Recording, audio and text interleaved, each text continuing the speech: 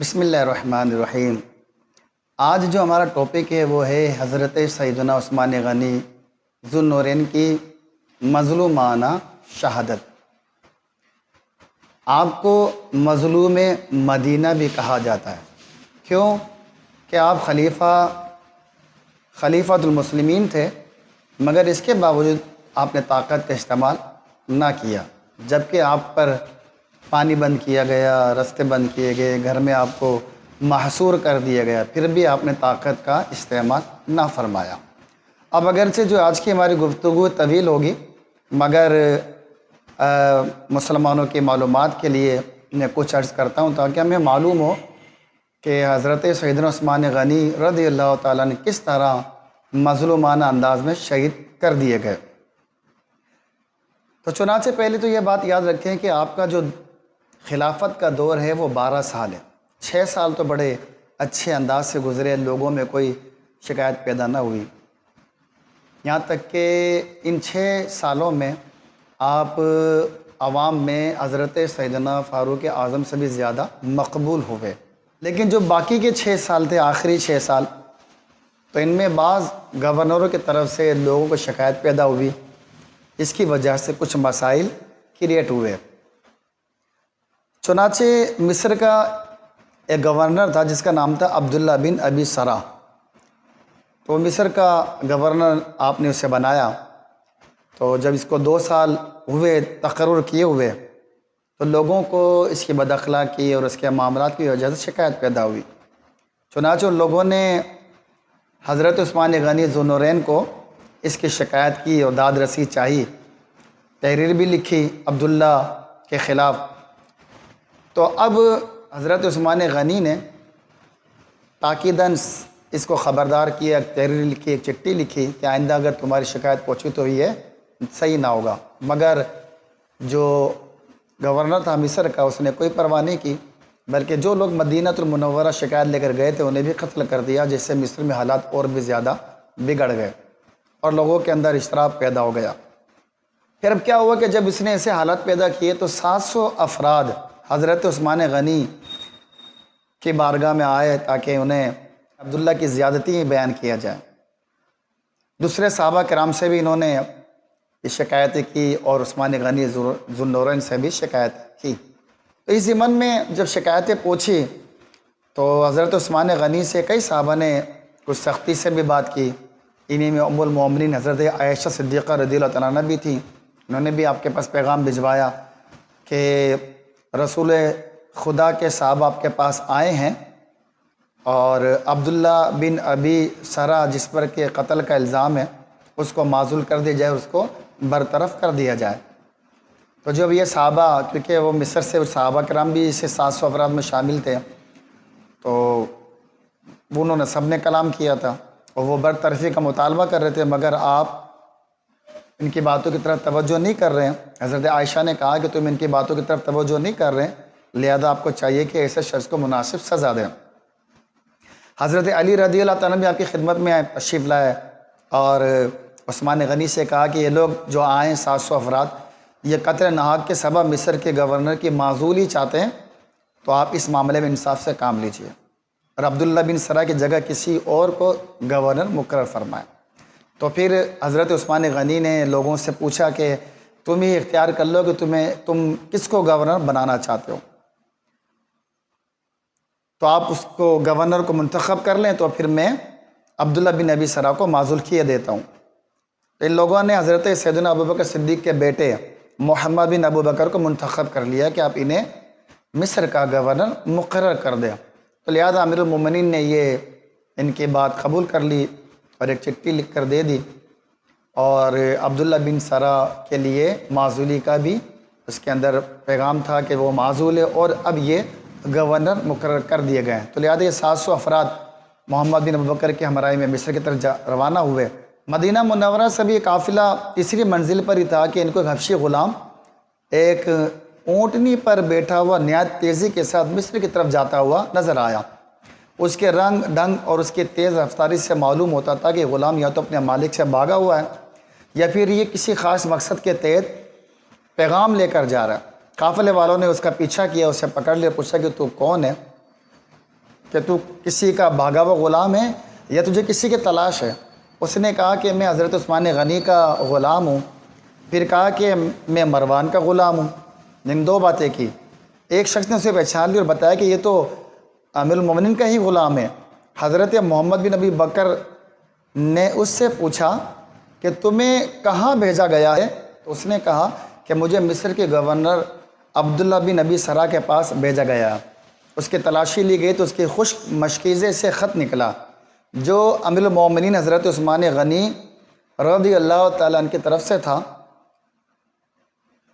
اور عامل مصر عبداللہ بن ابی سرا کے لیے تھا۔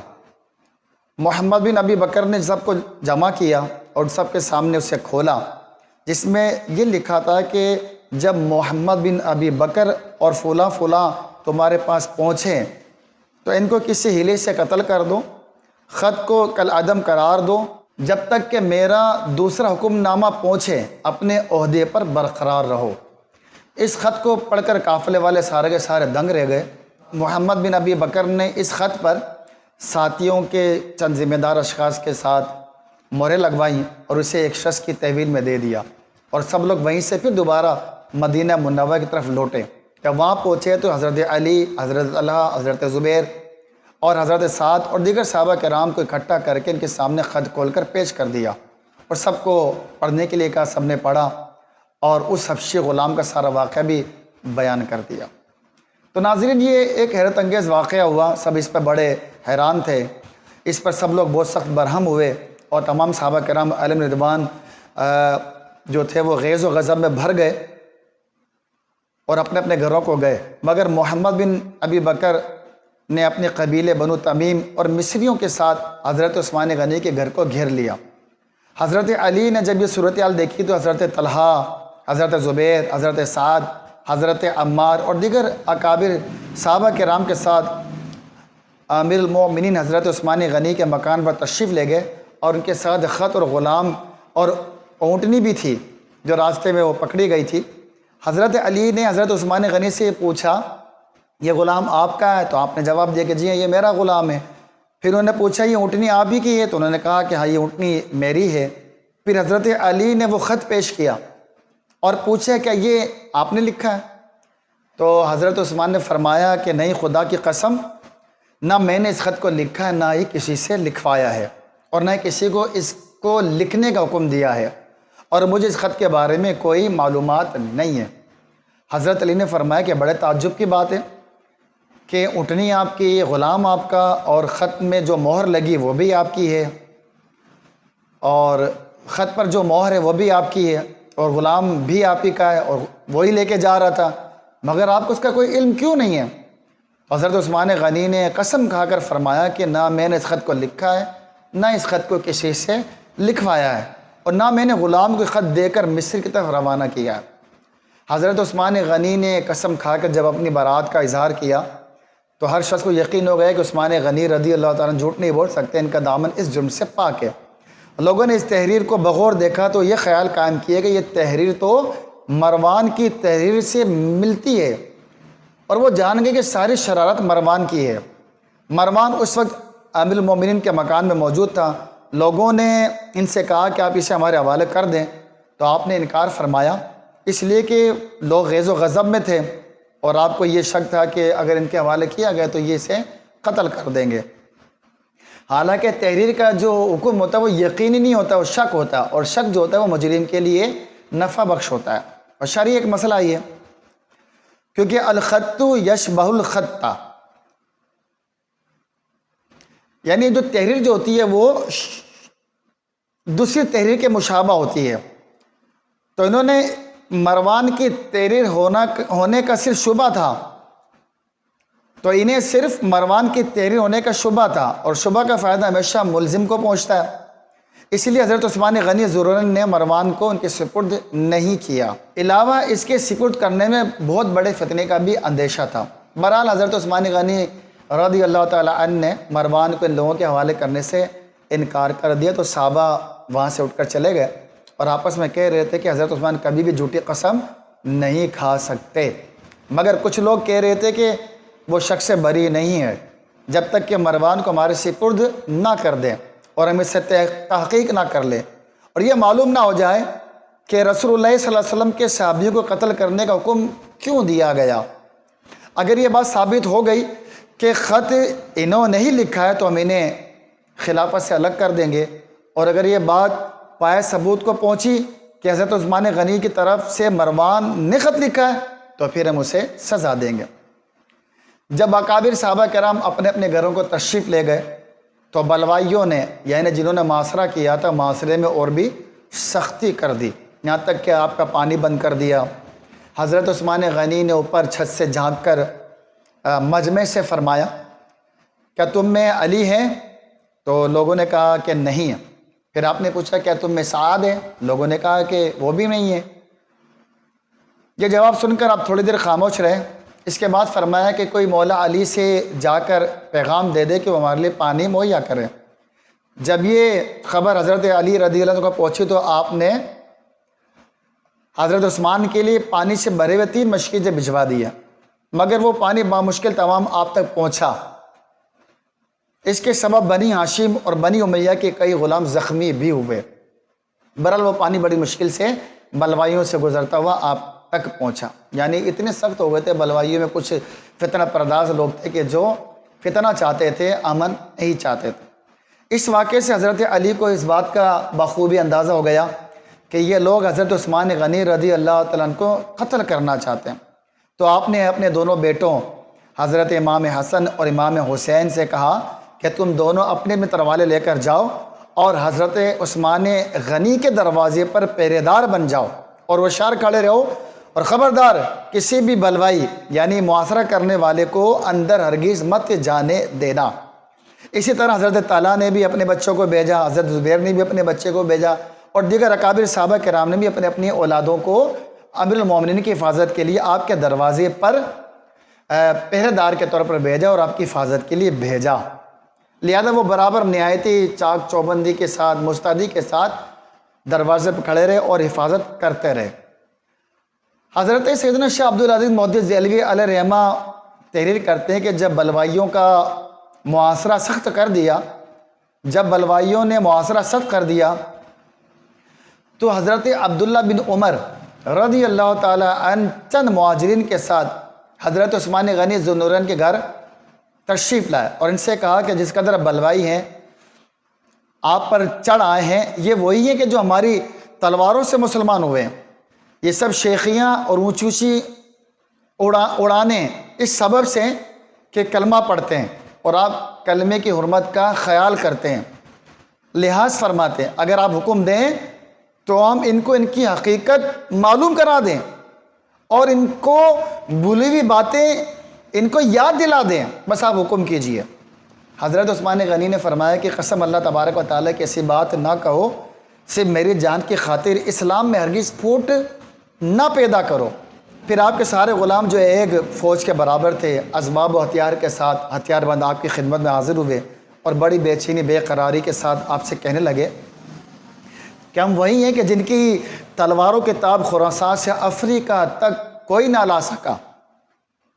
آپ اجازت دے دیجئے تو ہم ان مغروروں کو ان کے کام یاد دلا دیں، ان کے کام دکھا دیں کہ کیا کر رہے ہیں۔ گفتگو اور بات چیت سے ان کی درستگی نہیں ہو سکتی۔ وہ لوگ جانتے ہیں کہ کلمے کی حرمت کے سبب ہمیں کوئی نہیں چھیڑے گا، اسی لیے وہ راہ راست پر نہیں آتے اور آپ کی نیز دیگر صحابہ کی باتوں کو ذرہ برابر اہمیت نہیں دیتے۔ لہذا ہمیں ان سے لڑنے کی آپ اجازت مرحمت فرمائیے۔ آپ نے غلاموں کو فرمایا کہ اگر تم لوگ میری رضا اور خوشنودی چاہتے ہو اور میری نعمت کا حق ادا کرنا چاہتے ہو تو ہتھیار کھول دو اور اپنی اپنی جگہ پر بیٹھے رہو۔ آپ نے فرمایا کہ تم لوگوں میں سے جو بھی ہتھیار کھولے گا اس کو میں نے آزاد کر دیا، یعنی جو بھی نہیں لڑے گا، لڑنا بند کر دے گا، وہ غلام سارے کے سارے آزاد ہیں۔ یہ سن کر تمام لوگ جو تھے اور جو غلام تھے ان سب نے اپنے ہتھیار کھول دیے اور خاموش ہو گئے۔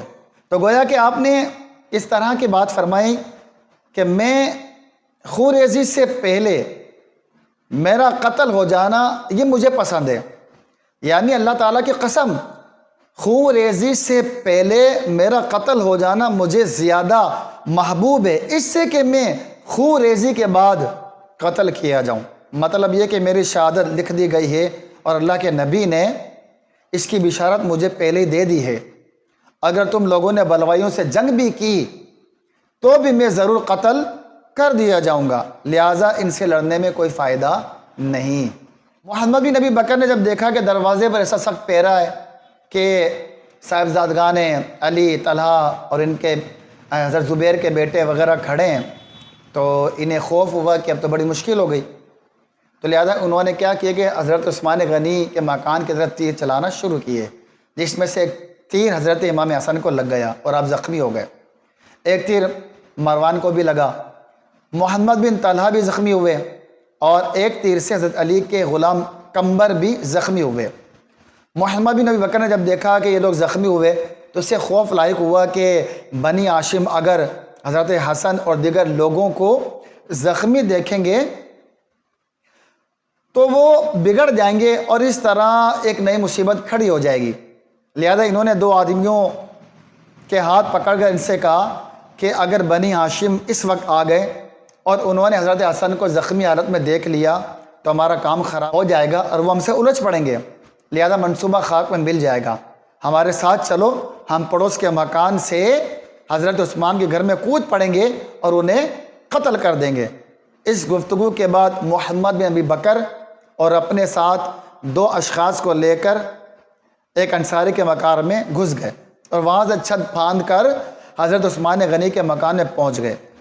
ان لوگوں نے پہنچنے کی دوسرے لوگوں کو خبر نہ دی، یعنی کسی کو بھی خبر نہ ہوئی، چپ چاپ سے یہ وہاں سے کھسک کر اور اس طرح پڑوسی کے مکان سے گھر میں داخل ہو گئے، تو کسی کو بھی خبر نہ ہوئی، اس لیے کہ جو لوگ گھر میں موجود تھے وہ سب کے سب چھت پر تھے، نیچے امیر المومنین کے پاس صرف اور صرف ان کی زوجہ محترمہ حضرت نائلہ رضی اللہ تعالی عنہا بیٹھی ہوئی تھیں۔ سب سے پہلے محمد بن ابی بکر نے حضرت عثمان غنی کے پاس پہنچے اور ان کو داڑھی سے پکڑ لیا۔ امیر المومنین نے ان سے فرمایا اگر تمہارے باپ حضرت سیدنا ابوبکر صدیق رضی اللہ تعالیٰ عنہ تجھے میرے ساتھ ایسی گستاخی کرتے ہوئے دیکھتے تو وہ کیا کہتے ہیں؟ یہ بات سن کر محمد بن ابی بکر نے ان کے داڑھی چھوڑ دی، لیکن اسی درمیان میں ان کے دو ساتھی آ گئے جو امیر المومنین پر جھپٹ پڑے اور ان کو نہایتی بے دردی کے ساتھ حملہ کر کے شہید کر دیا۔ انا للہ و انا الیہ راجعون۔ حضرت عثمان غنی رضی اللہ تعالیٰ عنہ پر حملہ ہوا اور دشمن ان کو شہید کر رہے تھے، اس وقت آپ کی اہلیہ آگے بڑھی تھی اور وہ بہت چیخیں چلائی، مگر باہر جو چونکہ بلوائیوں کا بہت شور و غوغا تھا اس لیے آپ کی چیخ و پکار کوئی بھی سن نہ پایا۔ آپ کی شہادت کے بعد وہ کوٹھے پر گئیں اور لوگوں کو بتایا کہ امیر المومنین عثمان غنی شہید کر دیے گئے ہیں۔ لوگوں نے نیچے اتر کر دیکھا تو حضرت عثمان غنی کا پورا جسم وجود جو تھا، پورا وجود جسم جو تھا وہ خون سے آلودہ تھا اور ان کی روح کفے سے انصری سے پرواز کر چکی تھی۔ بعض روایت میں آتا ہے کہ شہادت کے وقت حضرت عثمان غنی قرآن پاک کی تلاوت فرما رہے تھے، جب تلوار لگی تو ان کے جسم سے جو خون کے قطرات گرے، فَيَسَكْفِيكُهُمُ اللَّهُ، یہ والی آیت کھلی ہوئی تھی قرآن پاک میں، اس آیت پر خون کے قطرے گرے اور آپ کی بیوی صاحبہ حضرت نائلہ نے تلوار کے وار کو جب اپنے ہاتھ سے روکا تو ان کی انگلیاں کٹ گئی۔ جب حضرت علی، حضرت طلحہ، حضرت زبیر، حضرت سعد اور دیگر صحابہ و اہل مدینہ کو آپ کی شہادت کی خبر ملی تو سب کے ہوش اڑ گئے اور آپ کے مقام پر آئے، آپ کو شہید دیکھ کر سب نے کہا انا للہ و انا الیہ راجعون، اور حضرت علی کو اس صورتحال سے اتنا غصہ پیدا ہوا کہ حضرت امام حسن کو ایک تھپڑ رسید کیا اور امام حسین کے سینے پر گھونسا مارا اور فرمایا کیف قتل امیر المومنین وانتما علی الباب، یعنی جب کہ تم دونوں دروازے پر موجود تھے تو امیر المومنین شہید کیسے کر دیے گئے؟ پھر آپ نے حضرت طلحہ کے صاحبزادے محمد اور حضرت زبیر کے صاحبزادے عبداللہ کو بھی سخت، سست اور برا کہا۔ جب حضرت علی رضی اللہ تعالیٰ عنہ کو معلوم ہوا کہ قاتل دروازے سے نہیں داخل ہوئے تھے بلکہ پڑوس کے مکان کو کود کر آئے تھے تو آپ نے حضرت عثمان کی اہلیہ محترمہ سے دریافت کیا کہ کس نے ان کو شہید کیا؟ انہوں نے کہا کہ میں ان لوگوں کو تو نہیں پہچانتی جنہوں نے امیر المومنین کو شہید کیا، البتہ ان کے ساتھ محمد بن ابی بکر موجود تھے جنہوں نے امیر المومنین کی داڑھی بھی پکڑی تھی۔ تو حضرت علی نے محمد بن ابی بکر کو بلایا اور قتل کے بارے میں ان سے استفسار کیا، تو انہوں نے کہا کہ حضرت نائلہ سچ کہتی ہیں، بے شک میں گھر کے اندر داخل ضرور ہوا تھا اور قتل کا ارادہ بھی کیا تھا، لیکن جب انہوں نے مجھے میرے باپ حضرت ابوبکر صدیق کی بات یاد دلائی، ان کا تذکرہ کیا تو میں نے چھوڑ دیا اور میں وہاں سے ہٹ گیا۔ میں اپنے اس فعل پر سخت نادم اور شرمندہ ہوں اور اللہ تبارک و تعالیٰ کی بارگاہ میں توبہ بھی کرتا ہوں۔ خدا کی قسم میں نے ان کو قتل نہیں کیا، نہ میں اس قتل میں شامل ہوں، کیونکہ میں وہاں سے نکل گیا تھا۔ ابن عساکر کہتے ہیں اور امام کنانہ بھی کہتے ہیں کہ حضرت عثمان غنی کو جس نے شہید کیا وہ مصر کا رہنے والا تھا، اس کی آنکھیں نیلی تھی اور اس کا نام حمار تھا، اور بعض مورخین نے یہ بھی لکھا ہے کہ آپ کا قاتل اسود تھا۔ بہت ممکن ہے کہ محمد بن ابی بکر کے ساتھ دو بلوائی جو کہ آپ کے مکان میں کودے تھے، ان میں سے ایک کا نام حمار ہو اور دوسرے کا نام اسود رہا ہو۔ اللہ تبارک و تعالیٰ ہی زیادہ بہتر جاننے والا کہ وہ دو اشخاص کون تھے۔ حضرت عثمان غنی رضی اللہ تعالیٰ عنہ 35 سن ہجری ماہ ذی الحجۃ الحرام کی 18 تاریخ کو شہید کیے گئے۔ اس وقت آپ رضی اللہ تعالیٰ کی عمر مبارک 82 سال تھی۔ آپ کا جنازہ حضرت زبیر رضی اللہ تعالیٰ عنہ نے پڑھا اور آپ کو حشر کوکب کے مقام پر جنت البقیع میں دفن کیا گیا۔ اعلیٰ حضرت فرماتے ہیں در منصور قرآن کی سل کے بہی زوج دو نور عفت پہ لاکھوں سلام، یعنی عثمان صاحب قمیص ہدا حلہ پوش شہادت پہ لاکھوں سلام۔ تو یہ مظلومانہ شہادت تھی حضرت سیدنا عثمان غنی کی، اسی لیے آپ کو کہتے ہیں مظلوم مدینہ۔ اللہ ان کی تربت پر انوار و تجلیات کی کثرت سے بارش نازل فرمائے، انوار نازل فرمائے، اور ان کے فیض و برکات سے ہمارا ظاہر اور باطن کو منور فرمائے۔ صلو علی الحبیب۔